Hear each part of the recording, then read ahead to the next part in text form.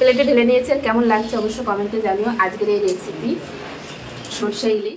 নমস্কার বন্ধুরা, তোমাদের সবাইকে অনেক অনেক স্বাগত জানাই বন্যা রান্না করে। আজকে আমি তোমাদের সঙ্গে শেয়ার করবো হচ্ছে খোকা ইলিশের রেসিপি। খোকা ইলিশ ভাপা করবো বাটিতে। এটা কিন্তু খুবই ভালো লাগে বন্ধুরা। ইলিশ মাছ কিন্তু সবারই খুব প্রিয়, তো সেটাই কিন্তু আজকে রান্না করে দেখাবো। প্রথম থেকে শেষ পর্যন্ত ভিডিওটি দেখার অনুরোধ রইল। যে সকল বন্ধুরা নতুন আমার চ্যানেলে ফেসবুক থেকে দেখলে অবশ্যই পেজটি ফলো করবে, আর ইউটিউব থেকে দেখলে অবশ্যই চ্যানেলটি সাবস্ক্রাইব করবে। তো চলো শুরু করি। এখন মাছগুলো দেখাই। তো দেখো এই যে মাছগুলো, খোকা ইলিশ সাইজটা কিন্তু বেশ ভালো আছে, এই যে একদম টাটকা। এই যে তো এখানে 1 কিলো মাছ আছে, 1 কিলোর একটু বেশি আছে। তো এই মাছটা কেটে কিন্তু আজকে তৈরি করবো হচ্ছে খোকা ইলিশ ভাপা, বাটি ভাপা। তো এখন কিন্তু মাছগুলো আমি কেটে নেবো। এই যে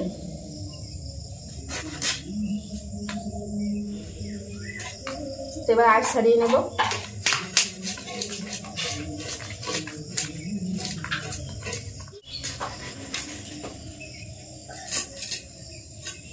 তো এখন কেটে নেব। তো আমি মাঝখান থেকে একটাই 2 পিস করবো। এই যে বেশি ছোট ছোট করবো না। এই যে একইভাবে কিন্তু সব মাছগুলো আমি কেটে নেবো। এই যে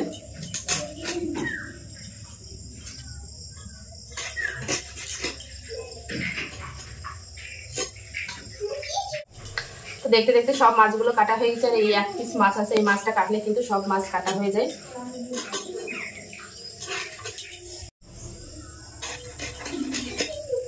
সব মাছগুলো কিন্তু আমার কাটা হয়ে গেছে। এই যে তো এখন এই মাছগুলো খুব সুন্দর করে ধুয়ে নিয়ে মশলাপাতি নিয়ে ফিরে আসে। মাছগুলো কিন্তু খুব সুন্দর করে ধুয়ে নিয়ে চলে এসে পরিমাণ মতো মাছ নিয়ে নিয়েছে। এখানে এবার মাছের ভিতর কিছু মশলা দেবো। এখানে দেবো হচ্ছে কালো সর্ষে, হলুদ সর্ষে আর কাঁচা লঙ্কা বাটা। তো পুরোটাই দিয়ে দেবো,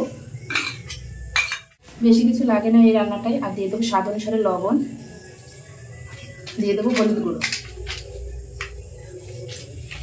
আর দিয়ে দেবো সর্ষের তেল। এখন সব মশলা দিয়ে কিন্তু আমি মাখিয়ে নেব। এইভাবে কিন্তু আধা ঘন্টা রেখে দেবো।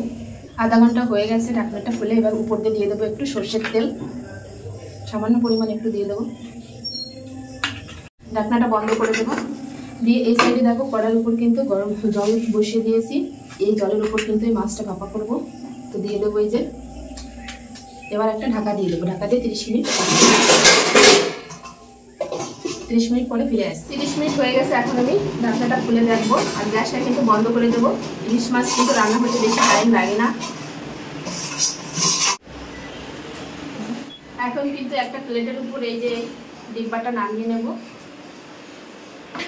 এই যে নামানোর পরে কিন্তু একটু ঠান্ডা করে নিয়েছি। এখন আমি ঢাকনাটা খুলে তোমাদের দেখাবো। এই দেখো কত সুন্দর হয়েছে। এরকম ভাবে কিন্তু তোমরা বুঝতে পারবে না। আমি একটা প্লেটে তোমাদের ঢেলে দেখাবো।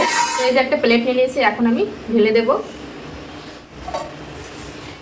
প্লেটে ঢেলে নিয়েছি। আর কেমন লাগছে অবশ্যই কমেন্টে জানিও আজকের এই রেসিপি সরষে ইলিশ। প্লেটে ঢেলে নিয়েছি। আর দেখো কত সুন্দর দেখাচ্ছে বন্ধুরা আজকের এই ছোট্ট রেসিপি খোকা ইলিশ ভাপা। তো কেমন লাগলো অবশ্যই কমেন্টে জানিও। ভালো লাগলে অবশ্যই লাইক করো, শেয়ার করো। শেয়ার করে কিন্তু নতুন বন্ধুদের দেখা শুরু করে দিও।